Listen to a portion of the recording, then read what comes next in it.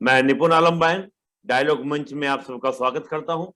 और दोस्तों, आप जानते हैं डायलॉग मंच का मोटिव यूथ को एक सही डायरेक्शन और साथ में मोटिवेशन देना। उसी श्रृंखला में आज हमारे साथ जुड़े हैं अंकित सिंह राजपूत जी। अंकित जी का मैं आपको परिचय दे दूं। अंकित जी ने 2019 की जो सीजीपीएससी की परीक्षा थी, जिसका परिणाम अभी सितंबर 2021 में आया है, उसमें 49 रैंक प्राप्त कर नायब तहसीलदार का पद अपने लिए सुरक्षित किया है और उसको चयनित हुए हैं। तो सर्वप्रथम अंकित सिंह जी, आपका बहुत बहुत स्वागत डायलॉग मंच के अंदर। Thank you sir, thank you so much. Ankit ji, जी सर।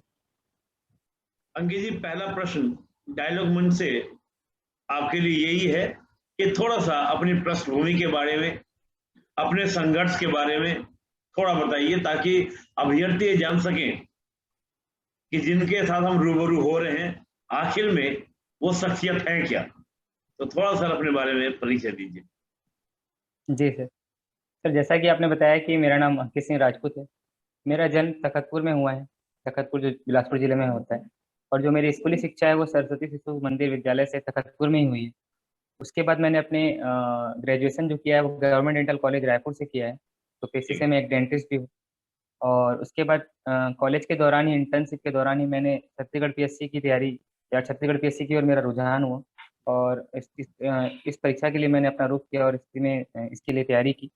और 2019 की परीक्षा प्री मेंस क्लियर करके 49 रैंक के साथ नायब तहसीलदार के पद पर चयनित हुआ हूँ। तो इस पूरी जर्नी में जो मुझे बना के रखने वाली चीज़ें थी, या जो चीज़ें मुझे सबसे ज़्यादा प्रभावित करती थी, वो थी मुझे मेरे परिवार से मिला और दोस्तों से मिला, समाज से मिला, सीनियर और जूनियर जो कॉलेज के थे उनसे मिला प्यार। और क्योंकि ये प्यार ही था जो मेरे अंदर एक विश्वास पैदा करता था। एक जी ऐसी भावना पैदा करता था जो मैं अपनी पढ़ाई के लिए और अपने तैयारी के लिए निरंतरता बनाए रखने में मुझे मदद मिलती थी। एक ऐसा जुनून देता था, एक ऐसा सुकून देता था, एक ऐसी ईमानदारी देता था, एक ऐसा शिद्दत देता था, जो इस एग्जाम की जर्नी के लिए मेरे लिए बहुत ज़्यादा ज़रूरी था। तो एक जी बैलेंस बना के रखना और एक माइंडसेट तैयार करना, ये सब लोगों के या अपनों के प्यार की वजह से हो पाया। और इस वजह से जी मैं इस परीक्षा में चयन। जी। बड़ा सुंदर आपने बताया कि एक तो आपको पूरा सहयोग आपके दोस्तों की ओर से, परिवार वालों की ओर से, सभी से आपको बहुत सहयोग मिला और ये एक बड़ा मुकाम हासिल करने में आपको क्या मिली, सफलता मिली। और कहा भी जाता है कि जब परिवार के लोग, अपने मित्र लोग, सभी लोग हमारे साथ होते हैं तो कोई भी सफर, कोई भी मुश्किल, कोई भी संघर्ष बहुत आसान हो जाता है। कहा जाता है ना कि हम साथ साथ हैं तो हर चीज जी हमारे सर। लिए क्या है, आसान है। तो ये बड़ा आसान अच्छा है। है। और सबसे बड़ी कमाल की बात, आपने डॉक्टर में आप हैं, आप डॉक्टर हैं, डेंटिस्ट हैं। तो प्रश्न थोड़ा सा मन में ये आता है कि विकल्प तो उसमें भी बहुत सारे थे, इधर सिविल सर्विस की ओर रुझान क्यों हुआ? थोड़ा सा इस बारे में बताइएगा अंकित जी, कि आपका सिविल जी सर्वे की सेवा की ओर रुझान क्यों हुआ? क्या कारण ऐसे बने, या कोई ऐसी बात हुई हो, कोई ऐसा इंसिडेंट हुआ हो, या कोई कुछ ऐसी बात हुई हो जो आप शेयर करना चाहें? जी सर। कॉलेज के दौरान मैंने फर्स्ट ईयर से फाइनल ईयर तक अपनी जो कॉलेज की जर्नी है एक नॉर्मल स्टूडेंट की तरह ही बिताया था। जी बट इंटर्नशिप के दौरान जो हमारा इंटर्नशिप वाला पीरियड होता है उसमें मैंने अपने अंदर एक बदलाव भी महसूस किया। जिसपे मैं ये कहना चाहूँगा कि कॉलेज में जो भी फंक्शन होते थे या कुछ भी ऐसा कार्यक्रम होता था जिसमें हम जी टीम वर्क करते थे, तो मुझे पर्दे के पीछे रहकर काम करना ज़्यादा अच्छा लगता था। मुझे ये जी समझ में आया कि मैं जब लोगों को साथ लेकर चलता हूँ, जब जी लोगों को साथ लेकर चलता हूँ, उनसे उनके काम को मैनेज करता हूँ, जी और जब मैं पेशेंट को सेवाएं देता हूँ। जैसे कि पेशेंट हमारे पास दांत के दर्द को लेकर आते थे, तो जी जब मैं उन्हें दर्द से छुटकारा दिलाता था और जब उनकी समस्या का समाधान करता था, तो मुझे एक अलग तरह का सेटिस्फेक्शन मिलता था। शायद यही एक दो कारण, कुछ कारण रहे होंगे जो मुझे सिविल सेवा की ओर ज़्यादा आकर्षित किए। क्योंकि प्रशासन एक ऐसा मंच है जहाँ पे आप समूह के साथ काम करते हैं, लोगों के साथ काम करते हैं। प्रशासन में आपको लोग मिलते हैं, समाज के लोगों की समस्या का समाधान करते हैं। और ये एक सेटिस्फेक्शन ही है सर, क्योंकि मेरा मानना है सर कि लाइफ खुशी से ज़्यादा सेटिस्फेक्शन से चलती है। तो ये जी। एक कारण है सर जो मैं प्रशासन की ओर मेरा रुझान हुआ सर, डेंटिस्ट। बड़ा अच्छा भी आपने बोला कि जो लाइफ है वो सेटिस्फेक्शन से, हैप्पीनेस से ज्यादा चलती जी। है। और आप जब अपनी जॉब करते थे, सर्विस करते थे, काम करते थे, तो जब लोग आपसे मिलने आते थे तो जाहिर सी बात, डॉक्टर के पास लोग खुशी में नहीं जाते हैं। डॉक्टर के पास दुख होता है, पीड़ा होती है, तभी वो जाते हैं। और आप उनका निदान करते थे, निदान के बाद उनके फेस के ऊपर आपको एक संतुष्टि, एक खुशी की लहर जी जो दिखती थी, उस जी कारण सर। आपने उस सेवा को चुने हुए थे। आपको लगा जी कि प्रशासन उससे बड़ा मुझे मंच मिलेगा, जहां से मैं ज्यादा लोगों को क्या कर सकता हूँ, सेवा कर सकता हूँ, जी, इस सेवा कर कारण आप सकता हूँ। इसमें आए। ये बड़ी अच्छा है, यानी जी कि आपको एक आजीविका के साथ एक समाज सेवा। और मैं हमेशा जी जी दोस्तों, बिल्कुल। विद्यार्थियों से यही कहता हूँ कि सिविल सेवा परीक्षा एक ऐसा प्लेटफॉर्म है जहां पर आप अपनी आजीविका के साथ समाज के लिए बहुत कुछ कर सकते हैं। तो अंकित जी ने वही किया, और अंकित जी ने इसको करियर के रूप में ऐसे ही चुना। अंकित जी, इस पूरी परीक्षा के दौरान आप अपनी सफलता का जो श्रेय है, अपने अलावा, ठीक है, आपका परिश्रम तो है ही, और आपने बता ही दिया कि मुझे सबका सपोर्ट मिला, किसी को देना चाहेंगे कि हाँ, ये मेरी सफलता का मुख्यतः श्रेय है, मैं इनको देना चाहूंगा? जी सर, मैं एक्चुअली मेरी सफलता का जो श्रेय है, मैं ये भी कहता था इंटरव्यू के जाने के दौरान कि मैं इंटरव्यू या मेंस की परीक्षा अकेले देने नहीं जा रहा हूँ। मेरे आसपास के जितने मेरे परिवार हैं, मेरे मित्रगण हैं, वो मेरे अंदर समाहित होते थे। तो मैं जो सफलता का जो श्रेय है, मैं अपने छोटे भाई को भी देना चाहूँगा, क्योंकि उसके साथ पढ़कर मैं अपना जो 2-3 घंटे का भी समय होता था, दिन भर में बहुत अच्छे तरीके से यूटिलाइज़ कर पाता था। उसने पूरी परीक्षा की जर्नी के दौरान मेरा सहयोग किया, और सौभाग्य से उसने भी 2 महीने की तैयारी के साथ, ये अतिशयोक्ति नहीं है, जी। उसने यूपीएससी की तैयारी कर रहे थे वो, मेरा भाई मेरा जो था वो यूपीएससी की तैयारी कर रहा था। उसको मैंने 2 महीने में सीजीपीएससी की प्री की तैयारी साथ में करवाया, और सौभाग्य से और अपने मेहनत से वो भी सफल हुआ है। तो इस बार जो 2020 का मेंस है, वो मैं और मेरे छोटे भाई दोनों ने साथ दिया है। तो ओके। एक सफलता का बहुत ज़्यादा श्रेय मेरे छोटे भाई को जाता है। इसके अलावा मेरे दोस्तों को जाता है, परिवार वालों को जाता है, कि जीवन में जो उतार-चढ़ाव आए थे इस दौरान, इस जर्नी के दौरान, उन्होंने मेरा भरपूर सहयोग किया। उन्हें हर क्षण, हर पल मेरा साथ दिया, और मेरे अंदर एक बैलेंस बना के रखने के लिए मुझे मोटिवेट किया। मेरे माइंडसेट को ऐसा तैयार किया उन्होंने, या मैंने अपने माइंडसेट को उनके प्यार से इस तरह से तैयार किया कि मैं अपने जी। लाइफ में होने वाली चीज़ों को कंट्रोल कर सकता था, और इन जी। कंट्रोल करके या माइंडसेट को बेहतर करके अपनी पढ़ाई को और अच्छा कर सकता था। तो जी। ये सारी चीज़ों का श्रेय मेरे परिवारजन, भाई और दोस्तों को जाता बड़ा सुंदर आपने बोला। और सबसे बड़ी बात ये थी कि आप अपने छोटे भाई के बारे में बोला कि भाई छोटा भाई जो मेरे को पूरा सपोर्ट किया, और मात्र 2 महीने में तैयारी करके हम दोनों ने प्री और मेंस। और मैं तो यही कहूंगा कि आपको भी और आपके छोटे भाई को भी, जिन्होंने दोनों ने मिलकर आपने मेंस लिखा है, इस बार जो आपकी मन इच्छा, कहते हैं ना, मन वांछित है। फल पाओ, तो वो तो जी, हम नहीं कह पाएंगे कि इच्छा से, लेकिन ये जी, कहेंगे भाई मन इच्छा जो आपकी है, जिस पद के लिए आप दोनों प्रयासरत हैं, वो आपको दोनों को मिले। तो डायलॉग मंच की ओर से और तमाम उन सभी एस्पिरेंट्स की ओर से जो आपको आज देख रहे हैं, आपको सुन रहे हैं, तो उन सब की ओर से हम आपको बहुत बहुत शुभकामनाएं देते हैं कि आप दोनों को ही एक अच्छा पद मिले। थोड़ा सा बात थैंक करते हैं अंकित जी परीक्षा के बारे में। थोड़ा सा ये पूछना चाहूंगा कि आपका जी, माध्यम क्या था, आपका अटेम्प्ट कौन सा था? जी, थोड़ा सा ये भी बताइए कि आपका जी, माध्यम क्या था और अटेम्प्ट कौन सा था? जी। सर 2018 में मैंने इंटर्नशिप के साथ, कॉलेज की इंटर्नशिप के साथ अपनी जो पहली परीक्षा सीजीपीएससी की दिलाई थी। जैसे मेरा जी। माध्यम इसमें हिंदी ही था, और जी। हिंदी माध्यम के साथ मैंने, लेकिन मैं उस समय पूरी तैयारी के साथ नहीं दिला पाया। जी। 2018 के बाद जो सॉरी 2018 का जो हुआ, उसमें मैंने फिर थोड़ा तैयारी के साथ दिलाया। जी। तो तैयारी में, लेकिन मैं उसमें असफल रहा था। तो एक तरह से मेरा तैयारी के साथ ये 2019 वाला दूसरा अटेम्प्ट था प्री का, और मेरा प्री का अटेम्प्ट मैंने क्वालिफाई किया, फिर मेरा मेंस का भी क्वालिफाई हुआ, और जी। 2019 में ही मैंने ये 49वां रैंक लाया है। जी ओके। यानी कि आपका दूसरा टाइम आपका था, दूसरे टाइम में आपने ये जी परीक्षा सर, को पूरी क्या क्या तैयारी के साथ उत्तीर्ण मेरा किया? दूसरा ये आपका सेकंड जी अटेम्प्ट था। जी, बहुत अच्छे। जी सर, पूरी तैयारी। माध्यम क्या था अंकित जी आपका, अगर माध्यम की बात करें? जी सर, मेरा माध्यम हिंदी ही था। हिंदी हिंदी माध्यम से माध्यम मैंने से सारी आपने दिया। परीक्षाएं दी। जी चलिए। बहुत से अभ्यर्थी इससे भी बड़े रहते हैं कि इंग्लिश माध्यम में ज्यादा अच्छा रिजल्ट आता है, हिंदी माध्यम में नहीं है। तो दोस्तों, आपके सामने हिंदी माध्यम के एक सफल अभ्यर्थी बैठे हुए हैं, नायब तहसीलदार आपके सामने बैठे हुए हैं। अंकित जी, थोड़ा सा हम पूरा परीक्षा के बारे में बात करेंगे, इस पूरी जर्नी के बारे में बात करेंगे। जी अगर हम इस जर्नी के बारे में आपसे बात करते हैं जी अंकित जी, तो थोड़ा सा मैं ये पूछना चाहूंगा कि इस पूरी परीक्षा के दौरान, तैयारी के दौरान, प्री मेंस इंटरव्यू, एक लंबा प्रक्रिया हो जाती है।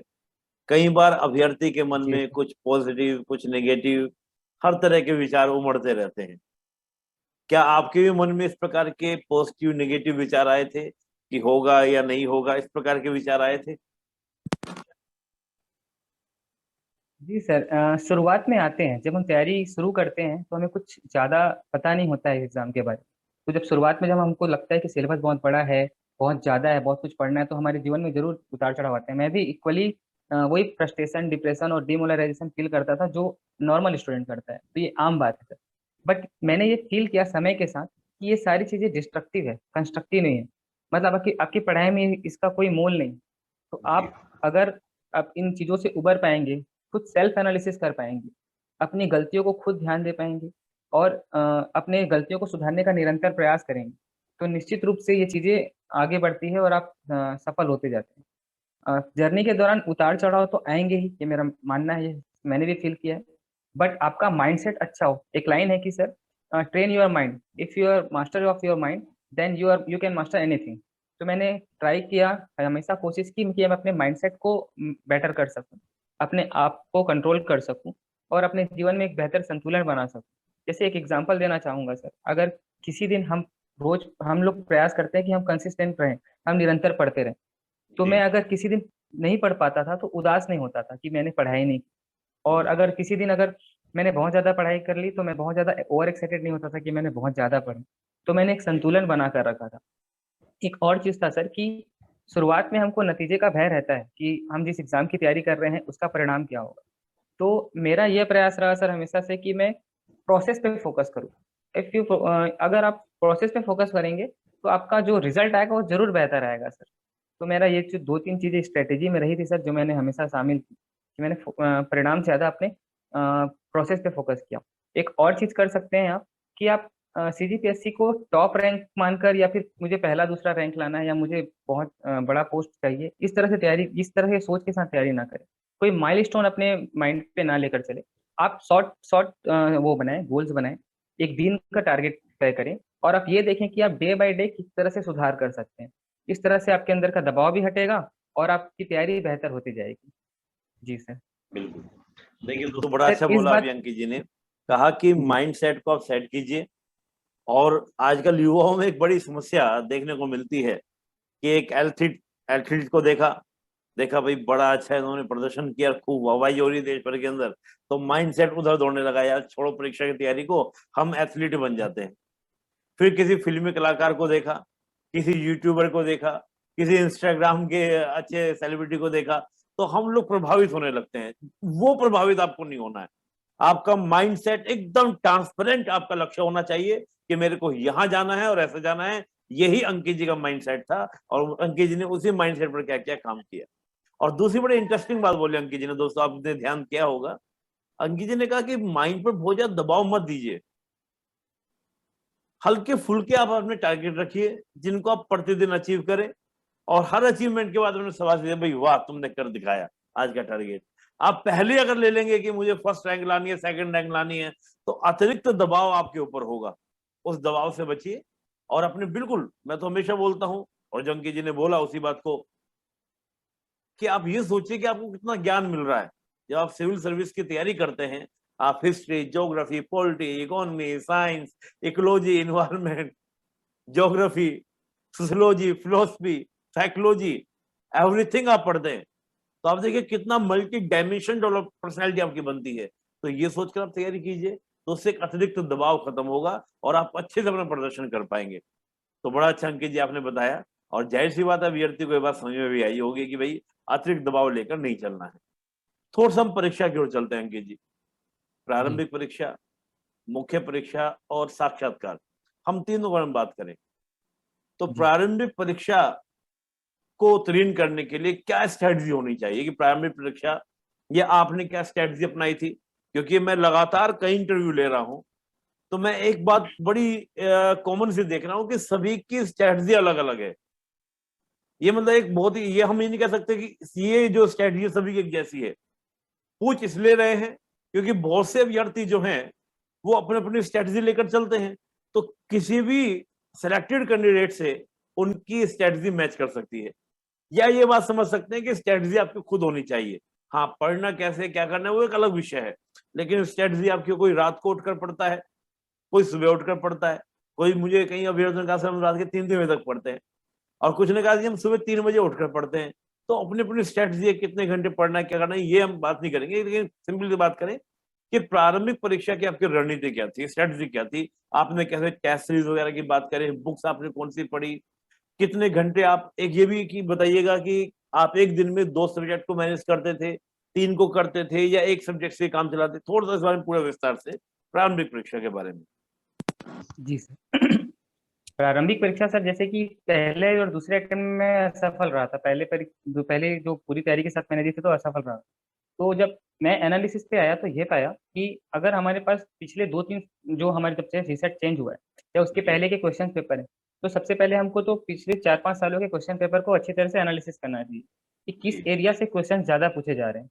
फिर आप जी अगर एक टेबल या चार्ट फॉर्म में तैयार कर ले कि किस सब्जेक्ट से और उस किस एरिया से क्वेश्चन ज्यादा पूछे जा रहे हैं, तो आपके पास एक टेबल तैयार हो जाएगा कि इस एरिया से इस पे क्वेश्चन आते हैं। फिर आप जी उस एरिया को या उस सब्जेक्ट को समय दीजिए और एक प्रायोरिटी तय कर लीजिए कि पहले आप ये सिलेबस कंप्लीट करेंगे। अलग अलग सब्जेक्ट के लिए मेरे पास अलग अलग स्ट्रैटेजी थी, लेकिन अभी के इस टाइम के हिसाब से मैं ये कहना चाहूंगा कि आप प्री मेंस और इंटरव्यू की तैयारी साथ साथ कीजिए। पर्टिकुलर प्री की तैयारी के दौरान आप ये कर सकते हैं कि स्टैंडर्ड बुक से पढ़िए, छत्तीसगढ़ के कुछ ऐसे बुक से पढ़िए जो आपकी मेंस की तैयारी में भी आपको हेल्प करे साथ साथ।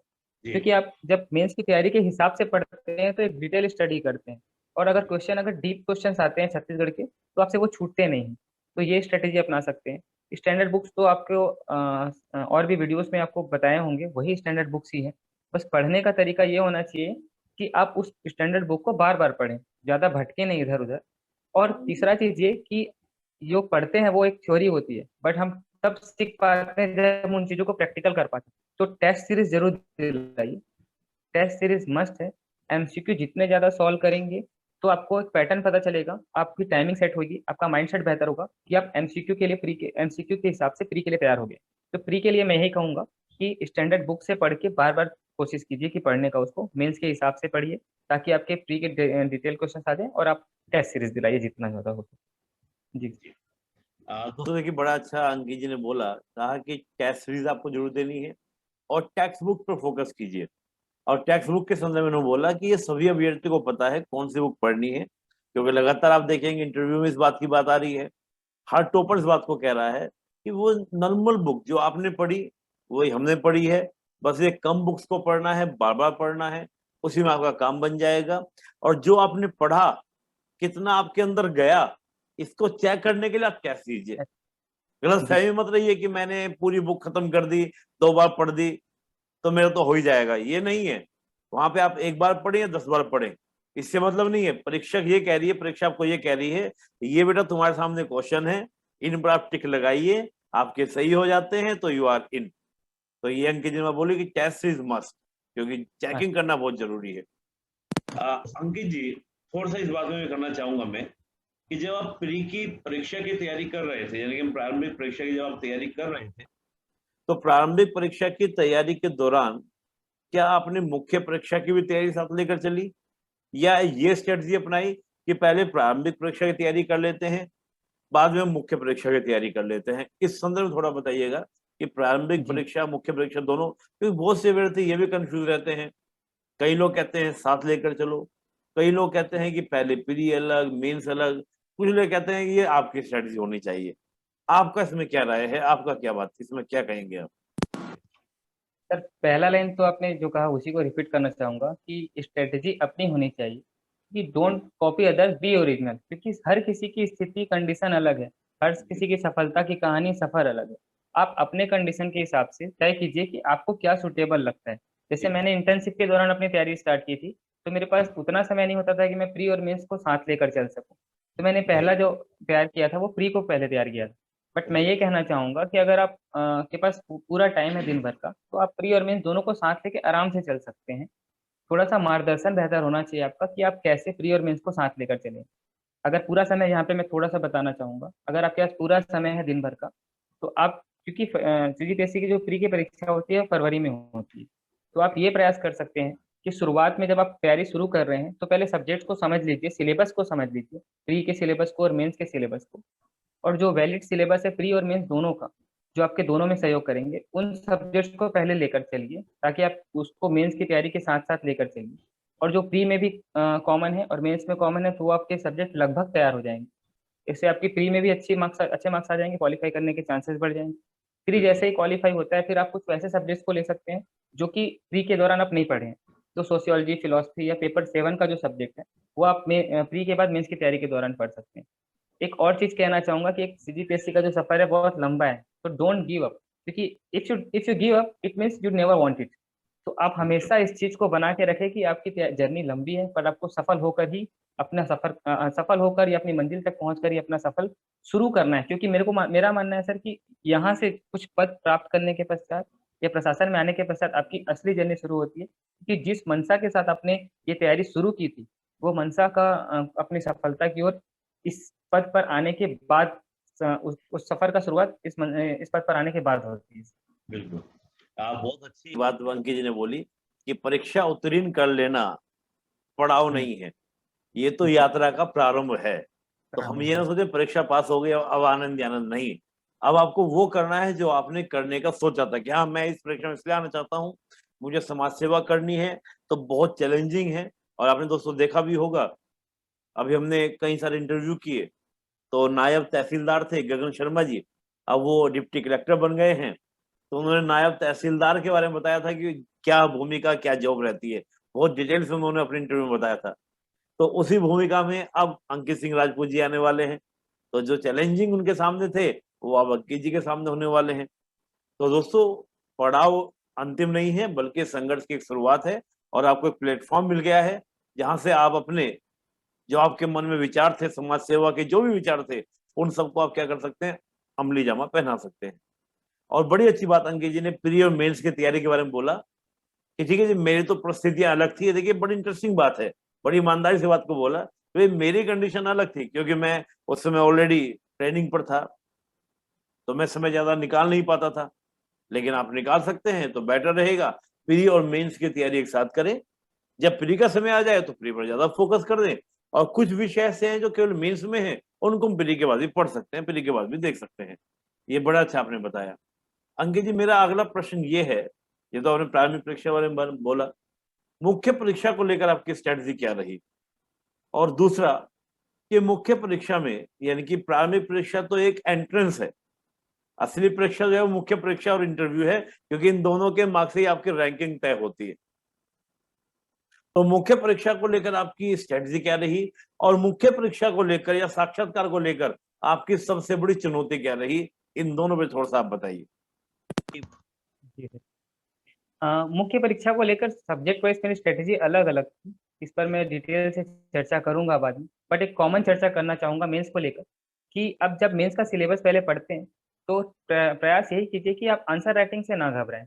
आप प्रयास करें कि जो आप पढ़ रहे हैं उन्हें आंसर के फॉर्म में लिखना का प्रयास करें।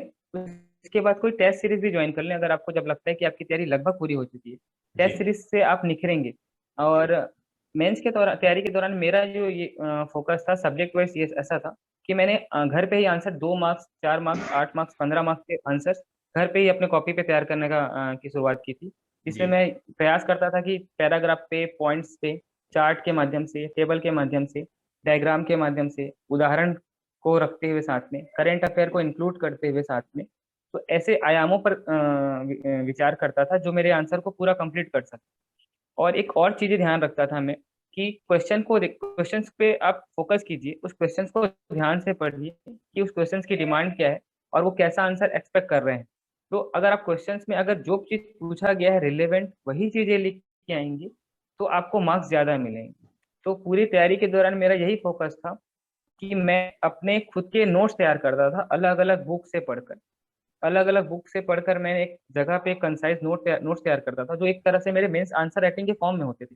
मैंने अलग जी से शॉर्ट नोट्स कभी नहीं बनाया है। मेरे नोट्स ऐसे होते थे कि वो आंसर फॉर्मेट में होते थे, और उन्हीं नोट्स को मैं जी। बार बार पढ़ता था। इससे ये ओके। दो तीन चीजें एक साथ हो जाती है कि आपको रिवीजन में आसानी होती है। दूसरा जी। चीज ये कि जब आप टेस्ट दिलाएंगे जाकर, तो हम्म। एक ओरिजिनलिटी बनी रहेगी जो आपके मेन फाइनल एग्जाम में भी काम आएगी। तो ऐसा लगता जी। है कि ये आंसर आपने पहले लिख चुका है और वो आंसर बस कॉपी करके आ रहे हैं उस दिन, तो आपकी स्पीड भी अच्छी होगी। ओके। तीन चीजें मैं कहना चाहूंगा कि मेंस के आंसर राइटिंग में तीन चीजें बहुत मैटर करती है। एक तो स्पीड, एक कंसिस्टेंसी, और एक प्रेजेंटेशन। तो ये ओके। तीन चीजें आप पे ध्यान रखिए कि स्पीड के साथ आपकी कंसिस्टेंसी कैसी है, और आपने कैसे अपने आंसर को प्रेजेंट किया है और कैसे अपने आंसर को दूसरों से अलग बनाकर ओरिजिनल रूप से तैयार किया है। तो आपकी खुद की एनालिसिस है, खुद का मेहनत है। आप चारों जगह से या सभी दिशाओं से आंसर्स को लो, बट अपना एक आंसर फॉर्म तैयार करके रखो, उस आंसर को बार बार पढ़ो, ताकि आप उसी आंसर को वहां पे लिख किया और एक ओरिजिनलिटी बने रहे आपके आंसर। जी बहुत बढ़िया। देखिए, इतना अच्छा अंकित जी ने बताया और 3 मंत्र दे दिए मेंस के लिए। स्पीड, कॉन्फिडेंसी रहनी चाहिए आपकी, और तीसरा आपका क्या रहना चाहिए, प्रेजेंटेशन आपका अच्छा होना चाहिए। प्रेजेंटेशन। मैं तीनों चीजों फोकस करता हूँ, और मैं ये बात हमेशा अभ्यर्थी को जी बोलता हूँ, और आपने भी बड़ा अच्छा अंकित जी ने बोला कि बिल्कुल सही बात है। स्पीड अगर आपकी नहीं होगी तो आप पूरा पेपर लिख भी नहीं पाएंगे। आपने देखा होगा हम बहुत सारे इंटरव्यू ले रहे हैं, तो जो चयनित हुए हैं उनका कहना यही है कि वहां पर आपका हाथ मूवमेंट होना, दर्द होने लगता है, पेन होने लगता है। लगातार परीक्षा होती है तो आपके हाथ में दर्द होने लगेगा। तो अगर पहले से अभ्यास रहेगा, क्योंकि स्पीड एक दिन में नहीं आएगी, Rome was not built in one day, तो आप उसको पहले से अभ्यास करेंगे तब आपकी वो स्पीड आएगी। और दूसरा, एक कंटिन्यूटी रहनी चाहिए, यानी कि आपके आंसर में भी इस प्रकार का लगे, ये ना हो कि कहीं का ईंट कहीं का रोड़ा। एक है ना पुरानी कहावत है, बिना उल्लू के आपने बना दिया, वो नहीं होनी चाहिए। उस पेपर में पूरा आपका दिखना चाहिए। और तीसरी बड़ी इंटरेस्टिंग बात बोली कि आपका प्रेजेंटेशन। दोस्तों, आप जानकार हैं, विद्वान हैं, लेकिन आपका प्रेजेंटेशन अगर अच्छा नहीं है तो आपकी जानकारी किसी मायने की नहीं है। प्रेजेंटेशन कैसे अच्छा होगा, अंकित जी ने बताया अभी आपको। आप डायग्राम का यूज कीजिए, आप फ्लो चार्ट का यूज कीजिए, आप मैप का यूज कीजिए। आईआर का कोई प्रश्न है तो आप थोड़ा सा मैप दिखा दीजिए, भाई नेपाल के साथ भारत का जो डिस्प्यूट है वो काला पानी क्षेत्र ये है, लिपुलेख ये है, तो थोड़ा आपका आंसर क्या होगा, वो प्रभावित बन जाएगा। इकोनॉमी का कोई क्वेश्चन है तो आप क्या बना सकते हैं, वहां पर इस प्रकार का चार्ट बना सकते हैं, कोई टेबल बना सकते हैं, तो आपका आंसर क्या होगा, इंप्रेसिव होगा, प्रभावकारी होगा। अंकित जी, बड़ा अच्छा आपने बताया, और मेंस के लिए तीनों बड़े अच्छे मंत्र लगे। थोड़ा सा ये भी मैं पूछना चाहूंगा कि मेंस के लिए आपके सोर्सेज क्या रहे। हम मेंस के लिए अगर बात करें तो मेंस का आपका जो सातों पेपर हैं, सातों जी पेपर के लिए आपके स्रोत क्या रहे, तो थोड़ा सा इस बारे में जी बताइए। जी सर, मैं थोड़ा डिटेल चर्चा करता हूँ इस बारे में। जैसे कि जी लैंग्वेज है सर, तो जी। इंग्लिश होता है जो मैंने क्लास नोट से ही तैयार किए थे, उससे उसके लिए कोई अलग से बुक नहीं पड़ी थी। Previous okay. ईयर्स के क्वेश्चंस देखा जो मेंस में आए हुए थे, तो उससे जी मुझे थोड़ी मदद मिली थी सर। और उसके बाद हिंदी के लिए मैंने वासुदेव जी की बुक पढ़ी थी। उसके अलावा मैंने कोचिंग जो आप जिस कोचिंग से पढ़ते हैं स्टैंडर्ड बुक वो पढ़ सकते हैं। और एक विनय कुमार पाठक जी की जो अब हम सभी जानते हैं कि बुक आती है हिंदी में, तो मैंने वो पढ़ी थी। जी। छत्तीसगढ़ के लिए भी केवल मैंने विनय कुमार पाठक की ही बुक पढ़ी थी। इसके अलावा बाहर से मैंने खास तैयारी नहीं की। और ओके। टेस्ट सीरीज के माध्यम से जितना भी हो सकता था तैयार किया। लैंग्वेज के बाद जब मैं एसे की बात करूं, तो मैंने एसे जो था वो, अगर छत्तीसगढ़ की बात करें, तो जो हमारे करंट होते हैं, करंट मैगजीन्स आते हैं, और जो पत्रिकाएं आती हैं मंथली, और न्यूज़पेपर जी होता है, न्यूज़ चैनल होता है, इसके माध्यम से तैयार किया था। जी। जनसंपर्क विभाग का जो छत्तीसगढ़ सरकार की जो बुक पब्लिश होती है, उससे मैंने मदद ली थी, जिससे मुझे छत्तीसगढ़ की करंट जानकारी मिल जाती थी, योजनाओं का जी। पता चल जाता था। हम्म। इसके अलावा मैंने कुछ टेलीग्राम चैनल भी ज्वाइन कर रखा था, जहाँ पे बहुत सारे कंटेंट मिल जाते थे हमें। इसके ओके। अलावा जो इंडिया का पोर्शन होता था, उसके लिए मैं दृष्टि का यूट्यूब चैनल फॉलो करता था। वहाँ पे विषय विषयवार बहुत सारी चीज़ों पर चर्चा होती थी। तो जो कंटेंट मुझे बेहतर लगते थे, मैं जो उसे मैं तैयार करता था। और इसके अलावा मैं ये कहूँगा सर कि एसी की तैयारी एक दिन से नहीं होती है। आप अपना माइंड खुला रखिए, आपको हर जी जगह से चीज़ें मिलती है। जैसे मैं उस टाइम केबीसी भी देखा करता था, एक एग्जांपल देना चाहूँ। तो जी। केबीसी में उस टाइम जब कोविड-19 का दौर था, तो मजदूर पलायन आप सब में जानते हैं, तो एक हॉट ओके। टॉपिक था उसमें। तो एक ओके। लाइन कही थी, अमिताभ बच्चन सर ने 3 मिनट की अच्छी लाइन कही थी, वो 3 मिनट की अच्छी लाइन मैंने पूरी उतार ली थी। इसमें से 1-2 लाइन मुझे अभी याद आ रही है कि कुछ निकले थे घर से घर चलने को, कुछ निकले ओके। थे घर से घर जाने को, पर घर पहुँच ना सके। बहुत बिखरी बढ़िया। रोटी सॉरी और चिथड़ी सॉरी बिखरी चप्पलें और रोटियों के साथ उनके सपने भी कहीं रास्ते पर बिखर गए। तो आप अपने माइंड को खुला रखेंगे तो आपको सोर्स हर जगह से मिलेगी, कि आप कहीं से भी पॉजिटिव चीज़ों को अपना सकें। आप अपना अप्रोच पॉजिटिव बनाकर रखिए। अगर आप अपने थिंकिंग को पॉजिटिव रखेंगे, तो हर इंसान से या हर जगह से कुछ चीज़ें ऐसी सीखने को मिलेगी, जो आप अपने एसे में उतार सकते हैं। एक और चीज़ मैं करता था सर, कि मैं कोटेशन को खुद बनाने का प्रयास करता था। क्योंकि बुक से या इंटरनेट से अगर कोटेशन लेते थे, तो वो कॉपी लगता था, जिसको बहुत सारे स्टूडेंट यूज़ करते। तो मैंने जनरली ये प्रयास किया कि कोटेशन मैं खुद से बनाऊं, जैसे कोई भी ऐसा टॉपिक हो जिस पे मैं खुद से 2-3 लाइन के कोटेशन तैयार कर सकता, तो मैं वो तैयार करता था सर। ये मेरी स्ट्रेटेजी रहती थी। बाकी अगर अगले सब्जेक्ट में चले, तो पेपर 3 में जैसे हिस्ट्री है, छत्तीसगढ़ इंडियन हिस्ट्री है, छत्तीसगढ़ हिस्ट्री है, पवेड और कॉन्स्टिट्यूशन है। तो मैंने इंडियन हिस्ट्री के लिए वही दृष्टि पब्लिकेशन की बुक पढ़ी थी। छत्तीसगढ़ हिस्ट्री के लिए मैंने जो स्टैंडर्ड बुक आप जो भी पढ़ते हैं जिसमें डिटेल छत्तीसगढ़ के बारे में जानकारी दी गई है, उससे पढ़ सकते हैं। और मैं इसके आंसर राइटिंग प्रैक्टिस करता था, वही जैसे मैंने बताया कि मैं 2 नंबर, 4 नंबर, 8 नंबर के हिसाब से मैंने तैयार करके रखा था छत्तीसगढ़ का, जिसमें मैंने एंशियंट हिस्ट्री से लेके मॉडर्न हिस्ट्री तक का पार्ट कंप्लीट किया था। और जब आप पढ़ते हैं ना सर सिलेबस वाइज, तो आपको ये समझ में आ जाता है कि क्वेश्चंस कहाँ से आने वाले हैं, 2 नंबर, 4 नंबर या 8 नंबर के क्वेश्चन कहाँ से बन सकते हैं। तो आप एक तरह से तैयार करने के लिए काबिल हो जाते हैं अगर आप पढ़ते हैं।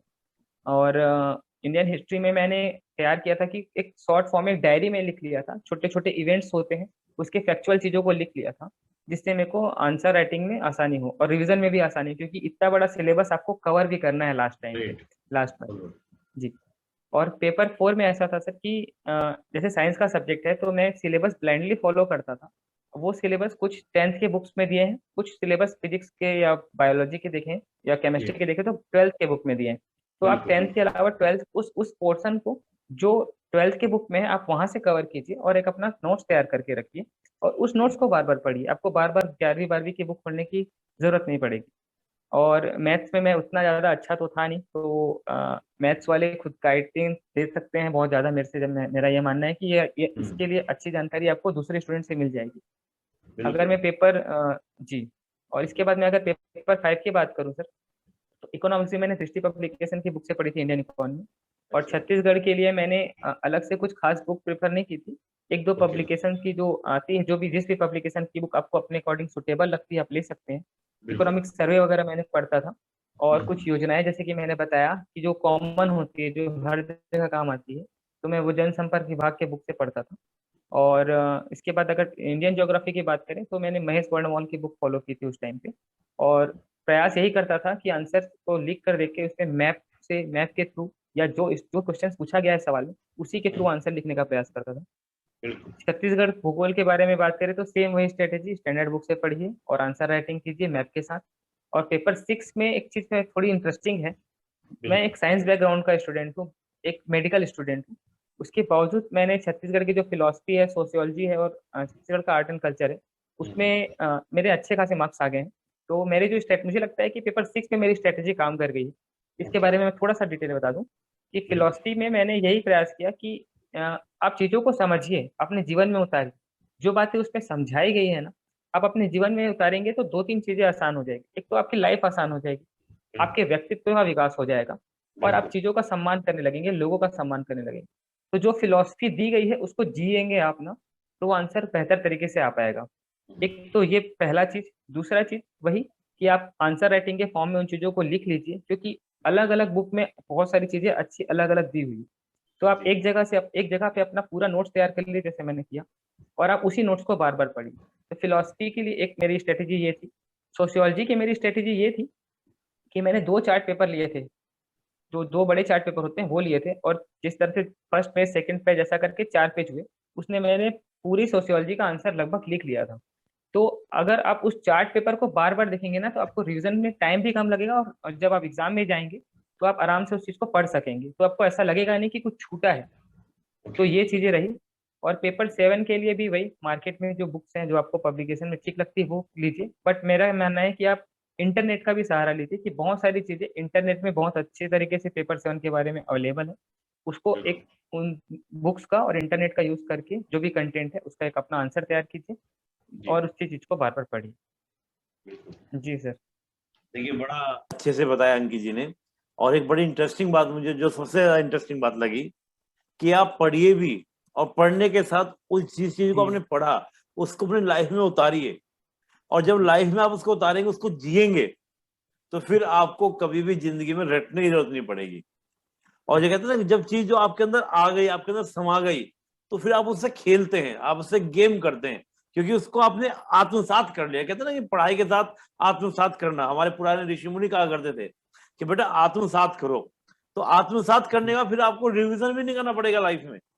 जो चीज आपने एक बार कायदे से पढ़ ली, ठीक है, परीक्षा के समय तो एक दो बार रिवीजन आपको करना है, लेकिन जब आपने आत्मसात कर लिया तो लाइफ टाइम के लिए वो आपकी अपनी हो गई। तो यही काम अंकित जी ने किया, आत्मसात किया, और पूरा डिटेल से देखिए सातों पेपर के बारे में अंकित जी ने हमको डिटेल से बताया, पूरे एकदम चर्चा अंकित जी ने की। अंकित जी, इसी बात में मैं आपसे प्रश्न करना चाहूंगा कि जो जी शॉर्ट जी वर्ड वाले क्वेश्चन होते थे और जो लॉन्ग वर्ड जी वाले क्वेश्चन होते थे, फिर ऐसे की हम बात करें तो ऐसे तो और भी आपका 700 वर्ड के करीब हो जाता है। जी तो आपने तीनों के लिए क्या पहले से कुछ नोट्स प्रिपेयर किए थे? हम ऐसे की बात करें तो क्या कुछ टॉपिक पहले से आपने सिलेक्ट किए थे कि अगर ये मान लीजिए, सबसे बड़ा इंटरेस्टिंग बात मुझे लगी कि आप केवल पढ़िए ही नहीं, पढ़ने के साथ उस विषय को अपने से क्या कीजिए, आत्मसात कीजिए। हमारे पुराने ऋषि मुनियों ने ये बात कही है कि जब तक आप किसी विषय को, किसी भी टॉपिक को अपने से आत्मसात नहीं करेंगे, उसमें जिएंगे नहीं, उसमें रमेंगे नहीं, तो बात बनने वाली नहीं है। और फिलोसफी जैसे आपने बात बोली, जिस टाइप के सब्जेक्ट है, ये तो जीवन का दर्शन है, सारी जिंदगी आपको कामयाब हो, काम आएंगे। केवल परीक्षा पास करने हमारा उद्देश्य नहीं होता है। परीक्षा पास करने के बाद जिस पद को आपने हासिल किया, उस पद पर अच्छे से कार्य करना, वहां पर भी आपका नाम हो, आपको लोग जाने यार नायब तहसीलदार है तो अंकित सिंह राजपूत है, ये होना चाहिए। ये कब होगा? जब आप विषयों को केवल परीक्षा के पॉइंट ऑफ व्यू से नहीं, उसको बल्कि आत्मसात करने के लिए करेंगे, और आपने वही काम करके दिखाया। और आपको, मुझे पूरी उम्मीद है कि जब आप पद पर आसीन होंगे तो आप बिल्कुल बेहतर तरीके से कार्य करेंगे। अंकित जी, एक प्रश्न और मेरे मन में उठ रहा है, जब आपने इतने डिटेल से, क्योंकि बहुत अच्छे से आपने बहुत विस्तृत रूप में बताया, आपने एक एक पेपर का कि क्या पढ़ना चाहिए क्या नहीं पढ़ना चाहिए, थोड़ा सा ये भी पूछना चाहूंगा कि जो शॉर्ट वर्ड के क्वेश्चन होते हैं, फिर लॉन्ग वर्ड के होते हैं, छोटे भी होते हैं बड़े भी होते हैं, फिर ऐसे तो एकदम से कह दीजिए बहुत काफी बड़ा हो जाता है, 700 750 शब्दों में हो जाता है। तो आपने जब नोट्स अपने प्रिपेयर किए, तो आपने क्या सोच के प्रिपेयर किए, शॉर्ट क्वेश्चन को या लॉन्ग क्वेश्चंस को या ऐसे को? और एक पॉइंट और इसमें जोड़ूंगा, अक्सर देखा गया है कि अभ्यर्थी पहले से अपने ऐसे तैयार रखते हैं, जैसे टॉपिक तैयार कर लेंगे, भाई इन्वायरमेंट से अगर आएगा तो इन्वायरमेंट में मैं ये चीजों को डालूंगा, कि आपने बड़ी इंटरेस्टिंग। मैं तो आपको ये भी कहूंगा कि अंकित सिंह राजपूत एक डॉक्टर तो है ही, साथ में कवि भी हैं। आपने कहा कि मैं अपनी खुद की कोटेशन बनाता था, तो जो खुद यानी कि रचनात्मक तरीके से सोच पाता है, क्योंकि पंक्ति वही बना पाएगा जो रचनात्मक व्यक्ति है, रचनात्मक जिसका व्यक्तित्व है। तो क्या आपने इस तरह का कुछ तैयार किया था कि अगर वीमेन इंपावरमेंट के ऊपर आया तो मैं ये करूंगा, अगर कोई सोशल इशू पे आया, मान लीजिए पॉवर्टी के ऊपर आया, हंगरनेस के ऊपर आया, कोई इस प्रकार का है तो वहां पर मैं ऐसा तैयार करूंगा, टेररिज्म के ऊपर आया तो अब मैं ऐसे इसको लिखूंगा। तो ऐसी कोई रूपरेखा आपने पहले से बना रखी थी ऐसे के लिए, शॉर्ट क्वेश्चन लॉन्ग क्वेश्चन, थोड़ा इस बारे में बताइए जरा। जी सर, पहले मैं ऐसे से शुरुआत करना चाहूँगा। निबंध के लिए मेरी यही चीज़ें थी जो कि मेरा प्रस्तावना वाला हिस्सा है वो थोड़ा अच्छा होना चाहिए और कंक्लूजन अच्छा होना चाहिए बहुत। और उसके बाद जो बॉडी पार्ट है मैं ये प्रयास करूँ कि उसमें एक स्टेप बाय स्टेप आगे बढ़ता चलूँ। जैसे कि सिलेबस में लिखा हुआ है कि कारण बताना है वर्तमान स्थिति के साथ, फिर समस्या और समाधान। तो ये चीज़ें सिलेबस में लिखी हुई है, तो आप इस चीज़ों पर फोकस कीजिए कि आपसे क्या पूछा गया है। फिर आप निबंध के टॉपिक को देखिए, उस हिसाब से अपना एक प्रस्तावना तैयार कीजिए। अगर आपसे बनता है तो वो कोटेशन तैयार कीजिए, या फिर कुछ ऐसी लाइन्स लिखिए जो आपको, या कुछ ऐसी स्टोरी लिखिए जो आपकी अलग रचनात्मक चीज़ों को दिखा सके। ज़रूरी नहीं है कि आप किसी को कॉपी करें, बी ओरिजिनल। आपको जो बेहतर लगता है आप वो प्रयास करो, जो आपसे अच्छा हो सकता है। क्योंकि मेरा ये मानना है कि यहाँ पे हर इंसान या हर एस्पायरेंट इतना कैपेबल और इतना काबिलियत रखता है कि वो अपनी चीज़ें अपने तरीके से बहुत अच्छा कर सकता है। उसमें इतनी क्षमता होती है कि वो सेल्फ एनालिसिस करके चीज़ों को खुद कर सकता है। उसको बहुत ज़्यादा बाहर से कॉपी करने की ज़रूरत नहीं, सीखने की ज़रूरत है। हम सब सीखते हैं, बट चीज़ें अपने हिसाब से डालिए। बस यही कहूँगा। उसके बाद सेकंड ऐसे में वही चलिए कि कारण वगैरह बताना है या वर्तमान स्थिति बताना है, तो आप यूज़ करें करेंट्स का, करंट अफेयर्स का, और कुछ फैक्ट्स का, कुछ डेटास का, जो आप यूज़ कर सकते हैं उस टॉपिक वाइज़। तो मैं करता था ये चीज़ें कि मैं जो छत्तीसगढ़ के जो करंट चीज़ें चल रही हैं, या इंडिया में जो, या इंटरनेशनल टॉपिक जो अच्छे चल रहे हैं, उस पे मैं ये चीज़ें तैयार रखता था कि एटलीस्ट उनका फैक्ट्स तैयार रखूँ, उनके करंट अपडेट्स तैयार रखूँ, उनके कुछ आंकड़े तैयार रखूँ। उसके अलावा उस पे जो समस्या है, समाधान है, उस चीज़ों पर फोकस कर सकूँ। और कुछ वीडियोज़ देख कर, न्यूज़पेपर पढ़ के एक सुझाव भी तैयार रखता था, जो मैं कंक्लूज़न के पहले रखता था।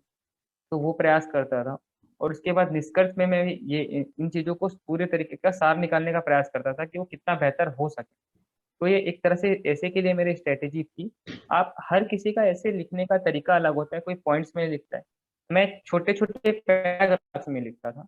मुझे ये लगता था कि अगर आप छोटे पैराग्राफ्स में लिखेंगे तो पढ़ने वालों के लिए वो इंटरेस्टिंग बना रहेगा और उसको थोड़ा-सा वो नहीं होगा कि थकान नहीं होगी कि इतना बड़ा-बड़ा पैराग्राफ लिख दिया।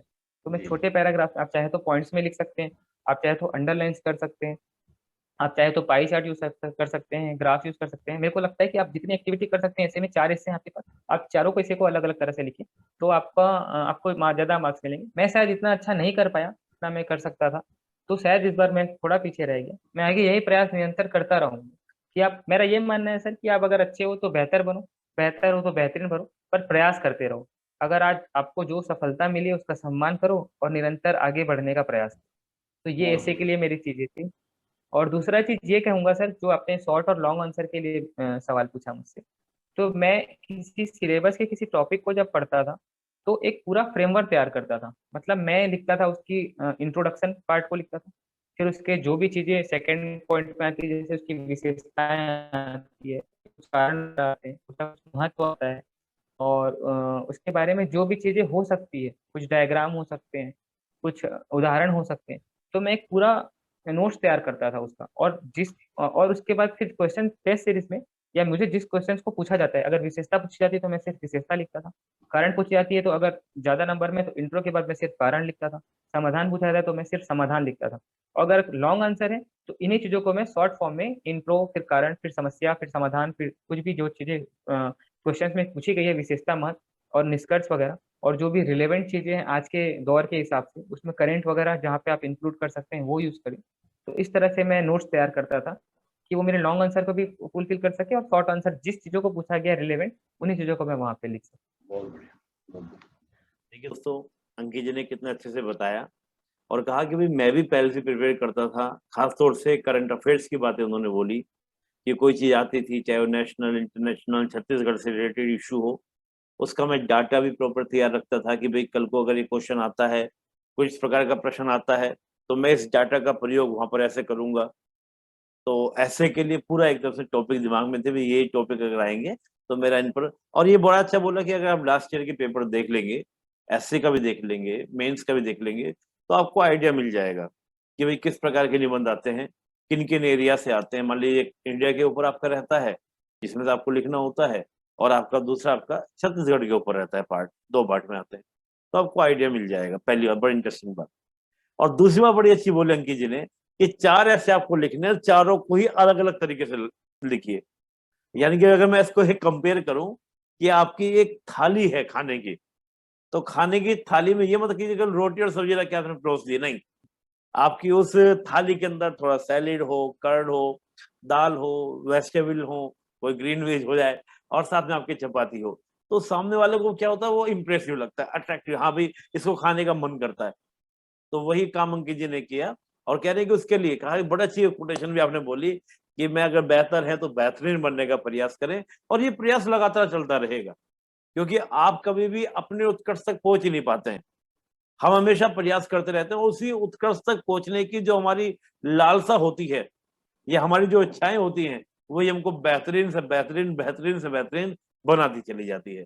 तो बड़ा अच्छा अंकित जी आपने बोला कि उसके लिए हमेशा प्रयास करते रहिए, और आप ऑटोमेटिकली, तो हम तो यही कहेंगे कि इस बार आप मेंस जब लिखे हैं, तो आपने हो सकता है पिछली वाली चीजों को सुधार किया होगा, तो इस बार आपको और अच्छे मार्क्स मिले और आपको प्रॉपर रैंक मिले जो आप चाहते हैं, जो आपने मन में सोच रखी है। हम पूछेंगे नहीं, लेकिन हर अभ्यर्थी की अपनी एक रैंक मन में होती है, मुझे डीसी बनना है, मुझे डीवाईएसपी बनना है, जो भी आपके मन में है। आईएएस का मन में है तो आईएएस भी आप प्राप्त करें, तो सभी आप प्राप्त करें। फिर आपने शॉर्ट क्वेश्चन और लॉन्ग क्वेश्चन के लिए बोला कि मैंने दोनों तरह की चीजें, कि अगर मान लीजिए मैं कोई टॉपिक पढ़ रहा हूँ, जैसे मैं एग्जाम्पल देता हूँ, प्रेम्बल हम पढ़ रहे हैं, कॉन्स्टिट्यूशन का प्रेम्बल पढ़ रहे हैं, तो प्रेम्बल पढ़ते समय आप दिमाग में ला के, अगर शॉर्ट में आएगा तो मैं प्रेम्बल में इतना लिखूंगा, अगर लॉन्ग में आया तो मैं ये लिखूंगा। ये एक स्ट्रेटजी होनी चाहिए। और ज्यादा नहीं, आपने कहा कि थोड़ा मोटा आप नोट्स बना के रखें, ताकि आप उसको रिवाइज कर सकें, लेकिन एक फ्रेम आउट होना चाहिए। मेरा लास्ट प्रश्न आपसे रहेगा अंकित जी। जी जी जी। जब परीक्षा भवन में आपने ऐसे लिखा या आपने लॉन्ग क्वेश्चन लिखे, तो आपने पेन उठाया, लिखना स्टार्ट कर दिया, या क्वेश्चन को पढ़ा, पहले उसका फ्रेम तैयार किया, या कहीं हल्का सा रफ में लिख लिया कि भाई मैं इस ऐसे को ऐसे ऐसे पॉइंट में लिखूंगा, ये 3-4 मेरे पॉइंट्स रहेंगे, ये मैं जरूर इंक्लूड करूंगा, ऐसे आपने जी किया, या बस पेन उठाया, दिमाग में फ्रेमिंग चल रही थी, लिखना शुरू कर दिया? क्या आपकी स्ट्रेटजी रही लॉन्ग क्वेश्चन के लिए और ऐसे के लिए, दोनों के लिए? सर, पहले ऐसे के लिए कुछ कहना चाहूंगा कि अगर आप इतना सारा ऐसे पढ़े होते हैं पहले से, अगर आप तैयार रहते हैं कंटेंट को लेकर, सब्जेक्ट को लेकर, तो आपके मन में एक फ्रेमवर्क तैयार होता है टॉपिक वाइज। अगर इन्वायरमेंट से क्वेश्चन ऐसे आएंगे तो ऐसे लिखेंगे, किसी इंटरनेशनल टॉपिक पे जो उस समय पे करंट पे चल रहा है तो आएंगे तो ऐसे लिखेंगे, या फिर छत्तीसगढ़ का आया तो कुछ टॉपिक ऐसा आएगा। तो एक फ्रेम है कि मैंने बताया सर कि ऐसे में मैंने यही था स्ट्रेटेजी कि आप जब इतना सारा ऐसे पहले से पढ़े होते हैं तो आपके पास एक टॉपिक वाइज कंटेंट तैयार रहता है। जब आपके पास टॉपिक वाइज कंटेंट तैयार रहता है तो आपको उस एग्जाम हॉल हॉल पे उतनी ज़्यादा मेहनत नहीं करनी पड़ती। तो जब एग्जाम हॉल पे आपके पास कोई नया टॉपिक आता है तो आप एक पीछे 5-10 मिनट का वो टाइम लेकर आराम से उसका फ्रेमवर्क तैयार कर लीजिए कि आप प्रस्तावना में ये लिखने वाले हैं, कंक्लूजन में ये लिखने वाले हैं, और जो बीच के बॉडी का पार्ट, जो कारण, जो आपके डेटा शेयर है, वो छोटे छोटे शॉर्ट फॉर्म में लिख लीजिए। और करंट अफेयर की जो चीज़ें थी उसको शॉर्ट फॉर्म में लिख लीजिए जो आप इंक्लूड करेंगे। उसके बाद बस फिर फ्रेमवर्क तैयार हो जाता है।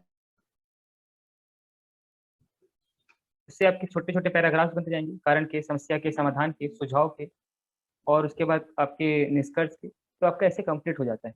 और जो मेंस का जो आंसर, मेन शॉर्ट या लॉन्ग आंसर जी। होते थे, उसमें मैं ये कोशिश करता था कि जो सवाल में पूछा गया है उसी चीजों को लिखूं, और ये ध्यान रखता था कि वो चीजों को पैराग्राफ में करके, जैसे हेडिंग करके उसको डब्बे पे वो रख दूं ताकि वो अलग से हाईलाइट हो जाए।